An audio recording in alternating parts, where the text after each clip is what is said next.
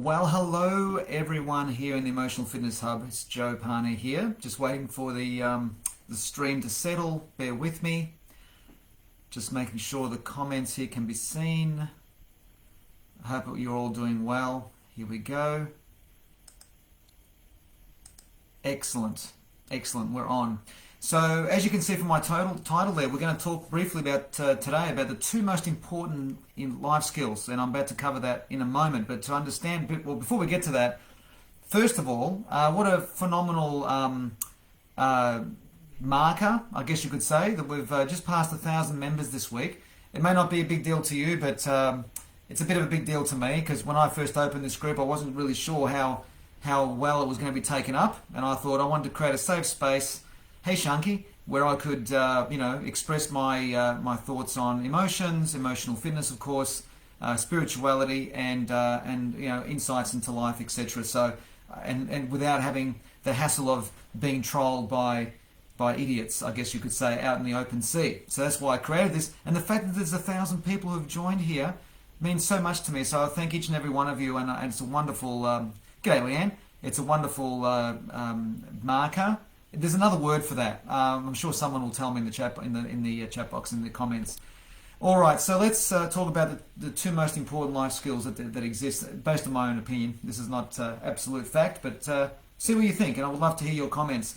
By the way, 2 weeks ago, 3 weeks ago, something like that, we started a Q&A, and then that momentum was broken because there was a week, last week or the week before, where I couldn't be here. 2 weeks ago, I couldn't be here because I was running back-to-back workshops for a whole 4 days. G'day, Nicole. Milestone. Thank you, Nicole. I knew someone would give me the word. So what happened was we had a Q&A. I answered those questions, and then I had a week away from here because of commitments with trainings, etc. And then the momentum with that has actually just fallen away. So if you want to be asking any questions here at all, not so much about, well, you can ask questions about what I'm teaching here right now, but you can ask questions here about anything I'm covering or anything that's been covered in the other videos, and then I'll capture those questions, and in next week's live I can answer those. So that will be a great way of going about it, if that's all right with you guys. Hey Donata, how you going? All right, let's hop into the two most important life skills. To understand the two most important life skills, we need to understand a fundamental principle that I've been teaching recently more and more to so many different organizations that I forgot that most people don't know this particular principle. Now, a lot of you, with what I'm about to share, will be familiar with what I'm going to be sharing because you've been in my trainings before. And that principle, of course, is the map is not the territory. And this is something that we must understand on a very deep level. So first of all, let's just get some fundamentals out of the way, because chances are that there might be some people listening into this who haven't heard of this principle before. The map is not the territory. Because contained within this principle, g'day Lynn, contained within this principle is the two most fundamental important life skills. So we'll get to that, because to make sense of what I'm going to share there, we need to understand this principle first. So the map is not the territory. So map is fancy language for our model of the world. It's how we see things. It's been clearly demonstrated in research in consciousness that no human being in the world can experience reality directly. G'day, Lisa. We can only experience our perception of reality. That's all we have. No one here can experience the territory. So the territory are the facts, the reality of what's happening without any emotional opinion. And the map is our view or our idea of what has happened. So for example, if out on the road here, a red car and blue car have collided, the territory is we have a red car, a blue car, and they've collided. Now the map is, I might look at that accident and say, oh, it's a blue car's fault. And Anata might say it's a red car's fault. Lisa might say, what about the pedestrian? Lynn might say, did you see the cyclist that was just there the micro moment before the accident happened? What about the police car? What about that? We have all these different opinions on what's happened. I'm about to sneeze. Oh my Lord. Just bear with me. Oh. Excuse me. Bless me. I often refer to a sneeze as an orgasm for consciousness. I truly believe that. Is that true? I don't know, but the feeling of the belief feels good. So, excuse me. So what we have is, the territory is how things actually are, and the map is the interpretation. So our map, or our model of the world, is our perception, our perspective, or fundamentally, it's also known as our philosophy of life. Now, philosophy, not to be confused with the traditional sense of the word, philosophy means how we think in terms of how we make sense of the world. There's that side of things. Now, so I hope that's all making sense. So the territory is how the world is, or how the situation is, the red car, blue car collision, and map is our model of the world, our idea, or our opinion, or our perception, or our philosophy, or our thinking of what has actually happened. Or in other words, our model of the world is our interpretation of our experiences. And all of us have got our own unique maps of the world. All of us have got our own philosophies. There's map overlaps, so the people that you get along with really well, and there's map disparities, people that see the world completely differently. Now, before I dive into sharing with you the two most important life skills, what we need to appreciate is that no matter how different a map of the world is from us, how different a philosophy is from us, we have to profoundly respect that map of the world. Now, there's something here I want to share with you that is in relationship to what's going on in the world right now, the obvious, the elephant in the room with the COVID, the shutdowns, etc. This is not a political opinion. This is not what this is going to be. But it's a behavioral observation. A behavioral observation that I want to share with you. Hey Maria. Hey Andrew, how you going? So now, let me just repeat something I just said a moment ago. What's really important about the map, about people's models of the world, is that we have to have a healthy, I'll use the word profound, it's a strong word, a profound level of respect for other people's models of the world. We have to also have a healthy, insatiable sense of curiosity about how other people experience the world, if it's someone that we're near and dear to who has a different perception of what's going on in the world. Like everything in human behavior, there's a delicate balance to all of this. Because in order for us to respect somebody else's map of the world and for that person to respect our map of the world, there has to be a healthy dialogue. A healthy dialogue. It's when somebody else's model of the world and the way they see things, if that now is starting to impede and have an impact on my world because of a different philosophy. So in other words, if I said to you, what's an example of this? If you are an avid, let's just go with sport as a simple, safe example. So if you're into football and I'm into cricket, right? And I say to you, cricket's a better sport, or you say to me that football's a better sport, a healthy conversation would be, tell me more about how you see it as a better sport, based on what definition. I'd be curious to know how you've come to that thought. And we have a healthy dialogue. It's called a robust conversation.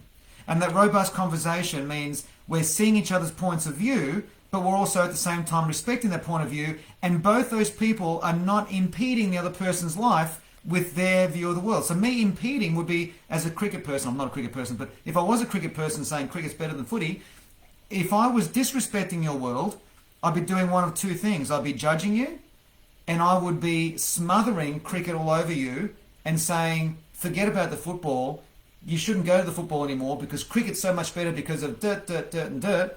And who are you thinking that football's better? You've got to be doing the cricket because it's a phenomenal sport, because it's a team sport, because it's all my justifications of it. Now, if my opinion is now actually impacting that person, I'm profoundly disrespecting that person's model of the world, and here's a humdinger of an insight, that person deserves to have the opportunity to protect their world and retaliate against that, if that makes any sense at all. G'day Alison, how are you? So, one thing that I find disturbing about what I'm seeing in the world right now is there's no healthy respect for different people's opinions. I mean, I could easily, I'm not, but I could easily bring up a whole range of different subjects around what's going on with COVID and the whole situation, right? I'm not an expert in the field, so I'm not going to talk about it. But I could easily bring up various aspects of what's going on with COVID based on my philosophy. It's different to somebody else's philosophy, it's different to somebody else's philosophy. And if a healthy dose of conversation can be held, that's a very healthy conversation, because we all learn and benefit as a result of that, right? So what's this got to do with, what I'm talking about, what's this got to do with the two most important life skills? Let me tell you what the two most important life skills are. One is the art of letting go, and the second one is the art of allowing. I want to explain both of these because they can be easily misunderstood. The art of letting go, if someone wants to tap that into the message box there, whatever it's called, the chat box. I'll call it the chat box because I've been on Zoom for so many hours. I've got incredible... My diary is just filled at the moment with workshops. It's a blessing. I'm being very grateful. I'm not complaining. I'm digging the different audiences that I get to spend time with. It's quite amazing. So the art of letting go and the art of allowing. So when it comes to people's map of the world and people having different opinions from you or me or whoever it might be, is we need to let go of our judgment of the other person's map. Because the moment you judge someone's model of the world, you're disrespecting them. The moment we judge, you and I, I'll say myself, if I judge somebody else's model of the world, I'm disrespecting their model of the world. So we need to be very healthy in letting go of our need to judge and our need for drama. Now, the art of letting go, of course, can be defined in many different ways. It's the art of letting go of our historical narrative. It's the art of letting go of past dramas. It's the art of letting go of what just happened a moment ago. There's all different levels of the art of letting go, because ultimately, everything that we know, we have to let go of at some point. I mean, think about it. When we die and we transform into another expression of consciousness, ultimately we're letting go of everything that you and I say that we are. So ultimately the day will come where I need to let go of my body, which means let go of all of the memories, the story, the character of Joe and all of the relationships that he was involved in. It's about moving on. It's letting go of, ultimately we have to let go of everything. One of the healthiest ways to live is to have an awareness of letting go. So when we're going through a transformation of some kind, when we're going through a major change in our life, whether it's a change of relationship, a change of geography, a change of career direction, a change of something, right? It's about letting go. Now this is delicately balanced with the art of allowing. Art of allowing. Now that I have to explain. I'll tell you what art of allowing is not, and then I'll share with you what it is. The art of allowing is not allowing people to walk all over your model of the world. The art of allowing is not allowing people to disrespect what you are, what your philosophy is. The art of allowing is not giving people free will, free permission to smother your choices to make in life, right? It's all these kinds of things. When that happens, if someone's map is affecting your map and is starting to really affect you negatively, or they're crossing the lines, disrespecting, then that's where the courage comes to actually defend yourself against that particular approach or attack. Does that make sense? So that's what the art of allowing is not. What the art of allowing actually is to allow everything to be. Because everything in nature is allowing everything else to be. I mean, if you think of flowers and bees, they're both entirely different organisms of life. Completely different. Yet, a bee would not be alive if it wasn't for the flower. The flower would not be alive if it wasn't for the bee. They're completely different organisms, but they're actually in the same consciousness. They're in the same ecosystem, and they need each other to live. Here's the irony. For your map and my map, or your model of the world and my model of the world, and all these other models of the world to exist, all of the contrast has to be there for us to experience our map of the world. So the art of allowing is, if the bee could speak, or if the flower could speak, is to allow each other to exist happily and organically and naturally, knowing that we actually need each other to continue on the experience of living as a bee or living as a flower. And it's the same with every organ in our body. My feet are very different to my head. I certainly hope so. But my feet need my head need my feet. They're separate, but they're together. They're the same. It's the same with life. Now, I don't know how caught up you are in the drama of COVID. Some of you would even say to me, it's not a drama, it's a reality. And I agree with that as well. However we choose to look at it. So it depends on how your life's been impacted. It depends on how your life's been impacted. I'm effing blessed that my business is just, I'm busy, man. Like I'm blessed, I'm fortunate, I am absolutely overflowing with gratitude and appreciation. But I've got dear friends whose professional lives have been completely and utterly shut down to zero because of what's going on. So when they're expressing emotion and anger, I can really appreciate that, and I have a profound level of respect and understanding. Not understanding because I'm not in their shoes completely, right? But I have a profound respect for that. Like, oh my God, I can't imagine what you're going through. So they're going to have a different take on COVID, or whatever you want to call it. I'll just say COVID, but whatever you want to talk about here, the world, than say I would. Now, it doesn't mean that I agree with everything that's going on or disagree. It's just the point I'm making is that it takes all of us on this planet to have a healthy respect for the differing opinions in order for us to all enjoy our lives. Hello, Sarah Reese. My God, it's been a long time. Hope you're doing really well. I'm so happy that you're here with me. It's such an important message. Hey, Alison. How you going? Tamworth is shut down. I feel for you, chick. My God. Alison, I hope you're not impacted. I know you're a 45-minute drive from Tamworth or something like that. So the point I'm making is if the bee and the flower are having an argument, and the bee is saying, no, this is what I think should be happening, and the flower says this is what I should be happening, and the flower suddenly starts to trample all over the bee's world, that's not how nature works. Eventually, the bee and the flower will die because they both need each other in order to live, in order to be. No pun intended with the bee part. I just noticed that. I recorded a podcast recently, I don't know whether you heard it, episode 64, I think it's episode 64, the last one that came out, called The Perception Spectrum. And what I share in there is how, when you look at the spectrum of water, where in different conditions, water is expressed differently. So when there's a lot of heat, we have steam. When we have incredibly cold temperatures, we have ice. In the midpoint, we literally have warm water.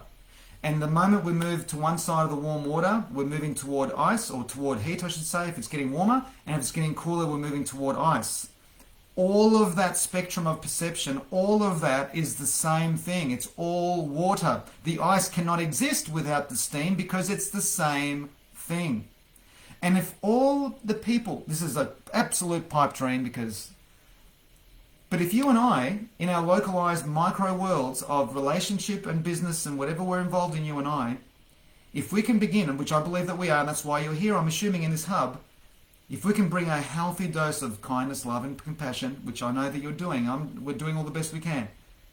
And as much as we agree or disagree with other people's models of the world, it's all water. And we have to have a profound level of respect for each other. The concern I have is that when in our lives, somebody is impacting and smothering and shutting down aspects of our lives because of their maps, you have to pluck up the courage to defend that and protect your map. Do you get that? If the bee is being chased by some other beast in the... I don't know what would chase a bee. What kills a bee? That's a bad analogy, Joe. So if we keep with the bee and the flower... Okay, someone comes along and stomps all over the flower, right?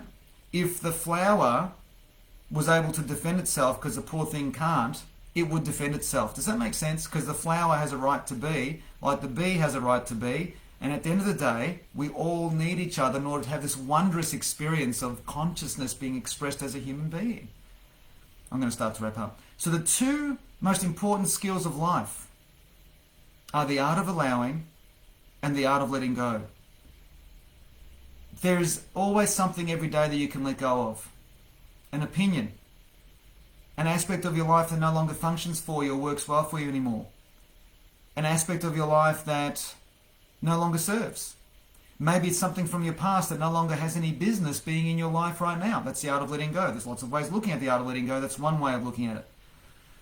The art of allowing is not allowing people to disrespect you and walk all over you. That's not what the art of allowing is. The art of allowing is allowing nature to take place. The art of allowing is allowing things to just play out the way they will. Because the way I'm saying that can easily be open to misunderstanding.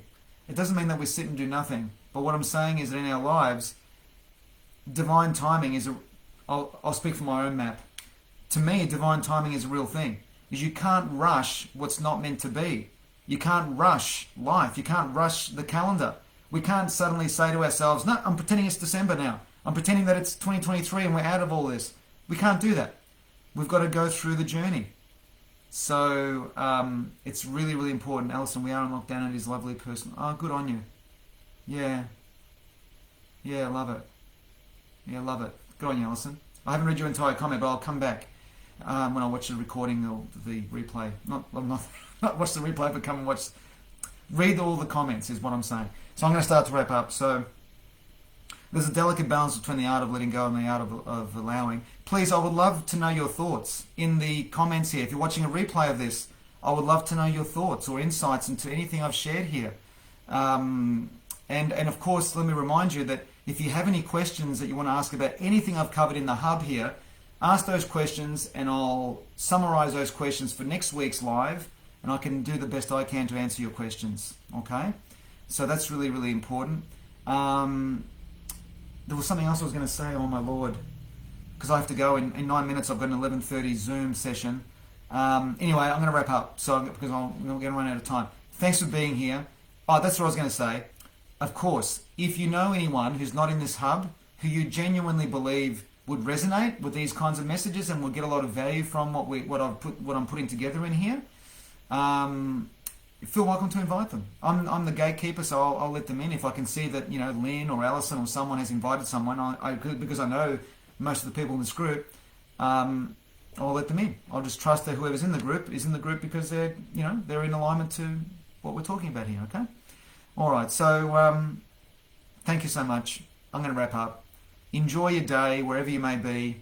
And there's a high chance that if you're living in that Victoria, well, I'm in Victoria, as you know, in the Victorian, New South Wales part of Australia, let's just have a compassionate, patient understanding of our predicament, and all we can do is keep living our mission to the best of our ability.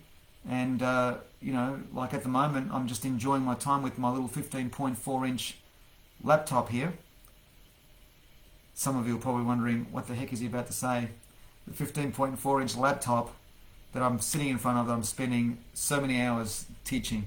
So thank you. I'm going to wrap up. That's it for me. Enjoy. I'll catch up with you at 11 a.m. Eastern Standard Time next Wednesday. Okay? Bye for now. Thank you. Thanks for being here.